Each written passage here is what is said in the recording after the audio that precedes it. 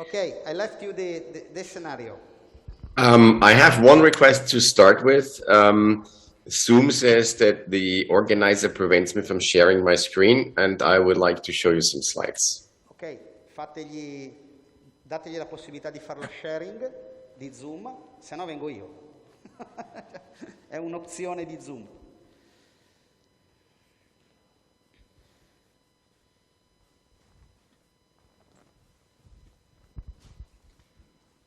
Ok? Yep.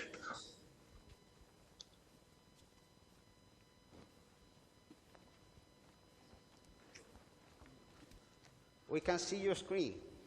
Very good. All right. Good morning. My name is Roland. The only thing I'm sorry about, I'm very happy to be here, is that you need to listen to me in English. The other option I can offer is German, but unfortunately Italian is no option for today. I want to give you a brief introduction on GaiaX, but before I start, probably a few words to me. I started to work with GaiaX almost a year ago when I used to be in my old job. I used to be partner at Detikon, which is a management consulting firm in Germany. I personally, I'm Austrian. I live in Vienna. I was just last weekend, I was in Rome. Pretty hot, I have to tell you. And this week, on short notice, unfortunately, Francesco couldn't make it, so he asked me to step in.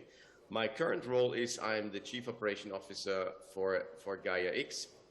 Started this role by mid-May, but as I said earlier, already working a year with Gaia, so I'm pretty familiar with the topic. And I want to take you through this.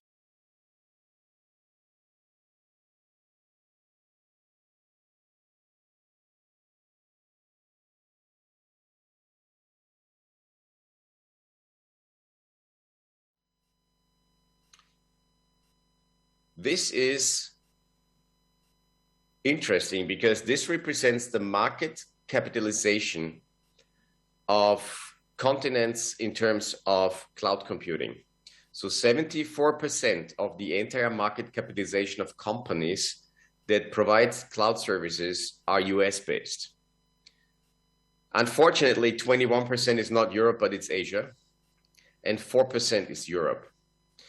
And that's some food for thought, because if we want to share data and we want to trust data, and the other guy had this t-shirt, in data we trust, we better figure out whom we trust with our data. Now, this is one of the key reasons why GaiaX has been founded. But on the other hand side, there's a lot of things that the GaiaX is and GaiaX isn't. So what GaiaX is, it's a single point of definition for architecture and rules. And this is very important because there's many different initiatives in Europe that try to boost the data exchange and cloud services in Europe. We are trying to make it available in an open implementation. So it's not only open source, it's really kind of open book. All the documents are public, all the rules are public. And it's a qualification authority for compliance. We're striving in a way that we try to do compliance in a most automated way, which is possible. So this is something that is important because it has to be easy, but it has to be secure. What we are not is we're not a standardization body. So we're not giving detailed rules and then checking them like for example, in Germany, the TÜV does. We're not a software, hardware product or cloud platform. So we're not trying to build a European super cloud. We are not producing software and selling and licensing them. We do produce some software artifacts, but those software artifacts are for free to be used as part of the GaiaX framework. And it's a runtime implementation of any GaiaX service. And then we have GaiaX versus the association, because that's also not the same. GaiaX is driven by the association. The architecture is developed by us, but the services will not be operated by the association. And there is many lighthouse projects that are actually using those artifacts, that are using what we are producing and the standards we're setting. And we will continue to set our standards because legislation will change, needs will change, We have a requirement process in place for lighthouse projects to come up with new requirements for GaiaX framework so that we can evolve with the business needs and be most responsive to whatever happens in the market. At the moment, we are very strong already. We have more than 340 members that are contributing and joining our journey. We have 17 hubs across Europe, but probably something new for you guys, it's also international. So we have already a hub in Korea. We have a close cooperation. It's just a formality. We can't call it hub in Japan. There is huge interest from Australia, and recently we started to talk to the US because the US figured out they don't have any kind of data standards of security and sovereignty standards. So they're very active. So we're in 25 countries. We have 16 working groups and 3 committees that are day by day working on standards, developing new aspects, developing new documents. And we have roughly 1,800 contributors to code and content. So it's quite a large community. Now, the reason why we are there is that in the past, or actually still today, it is very concentrated, and we have users let control what they have. But trust sovereignty means that users get control of what they do. And when you say, again, when you say in data with trust, it's really, this is the core. You need to be in command of your data, where your data goes and what your data actually does. And that data and trust sovereignty is also a matter of fairness. So when you think about it, one of the biggest issues that we will see when you look into the large companies, and we have a lot of large companies in our association, they are very active, they contribute a lot, they have a lot to say, and they have huge networks. Think about lighthouse projects like GaiaX, which is driving the automotive industry. The big guys are on the table, so it's the entire German automotive industry. There is Siemens, there is Bosch, there is Deutsche Telekom, all those big ones. But what we must not forget, and I think that's one of the key things we always need to keep in mind, is Europe is built on small and medium enterprises. And we need to make sure when we go into the data economy and we're driving data economy that we must not forget the small and medium enterprises, because if we lose those people, then our data-driven value chains will be broken. And this is something which is really important when we talk about things like tokenomics. It's the value of data. And there's a lot of discussion on how you do these things. But the problem is, to me, it's not a technology issue on how you share data and how you price data. The question is, who is determining the exchange rate? So if I have a very large company with billions of data sets, and I have a small and medium enterprise, maybe with hundreds of thousands of data sets, how can they, in a fair way, exchange data and make sure they're not losing their competitive advantage on one hand side, but be part of an integrated value chain? I talked about the European ecosystem, and that is really complex in the meantime, but it's well orchestrated. So in the middle, we have different entities. We have citizens, we have businesses, and we have the public sector. And then we have different players or different moves. One is the European Commission. They do legislation, they do a lot of stimulations for projects and funding, and they are taxpayer funded. And they have created, for example, GaiaX. And GaiaX, we are doing architecture rules. We have an open implementation. We are a compliance authority, but we are member funded. So that means basically we're coming from the industry. Then there is an enormous project, which is IPSA ETSIS. It's called Important Project of Common European Interest. And that is about next generation cloud. It's about green IT, about edge computing, but it delivers on GaiaX principles. And it's funded and supported by the European Union, by the national states, and by the industries. And finally, you have the Lighthouse projects, which is a key criteria for GaiaX, because we're not writing documents only. It's the industrialization of GaiaX. And we have huge Lighthouse projects all over Europe.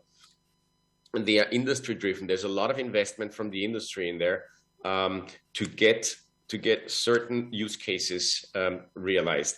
And it is important to understand that this is quite a complex scenario where companies find themselves in, that we need to make sure that we have already so much investment that we don't jeopardize it, and then we keep it streamlined. And then probably you've heard about the newest initiative, Simple, which is something we're also heavily engaged. Now it can be really a big opportunity to put Gaia principles on the next layer, but it has to be orchestrated because they have so much work and so much deliverables already done.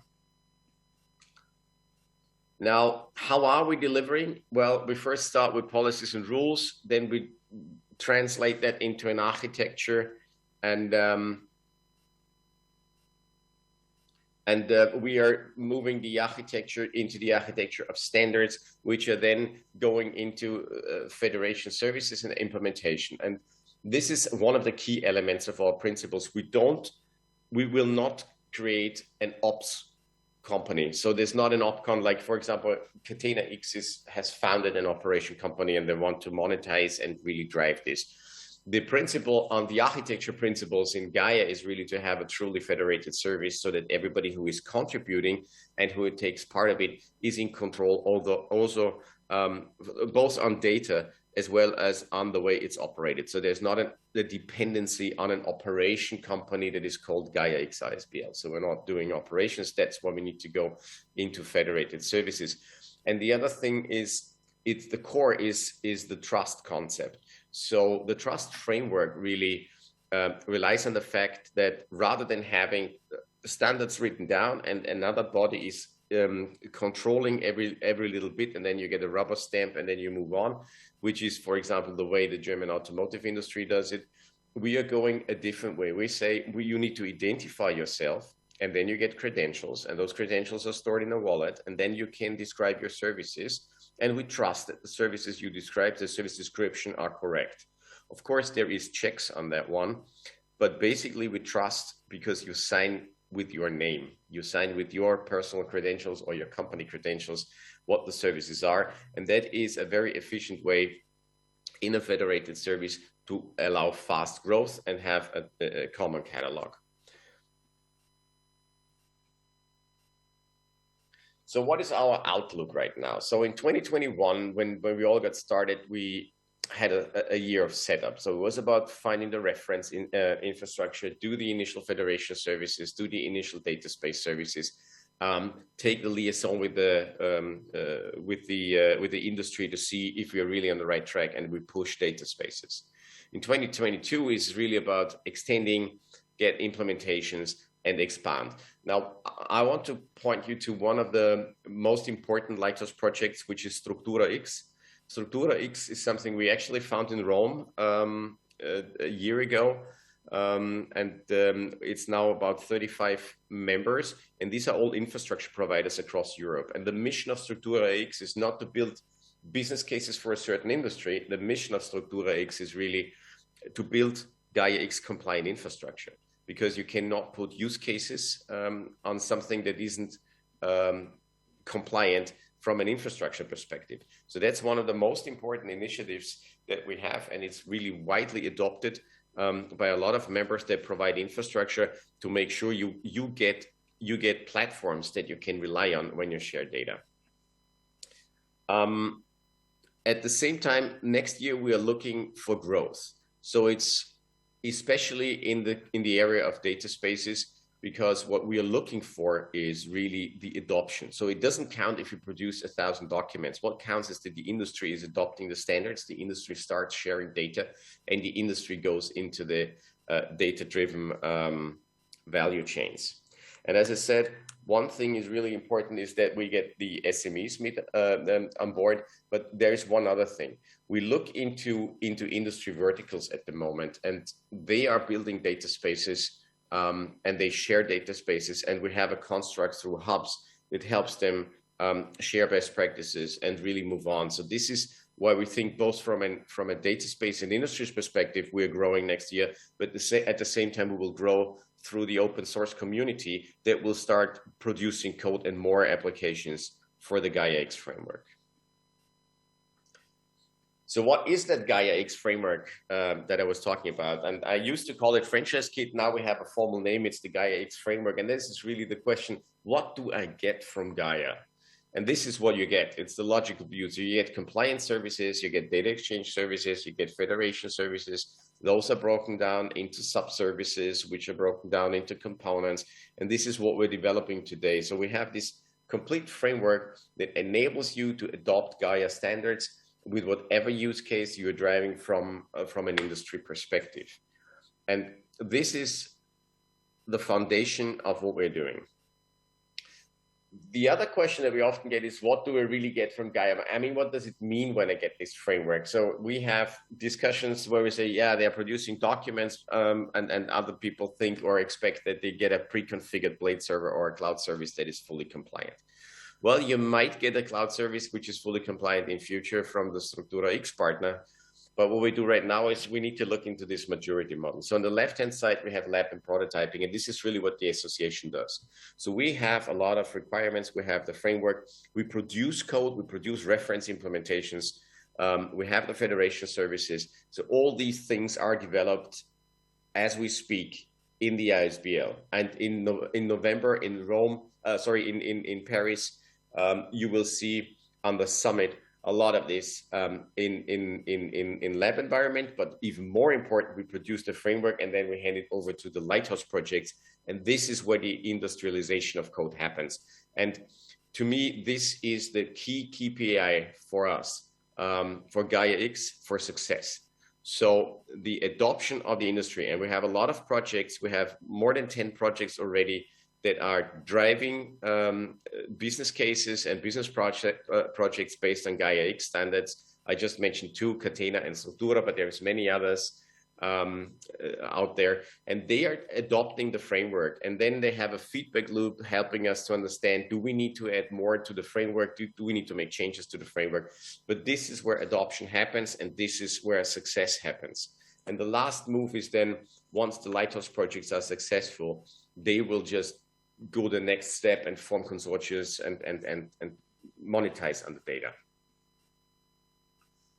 Now, how are we driving growth? We're driving growth through the hubs. I said earlier, we have a lot of hubs already. This is a map where you can see where we are having hubs at the moment.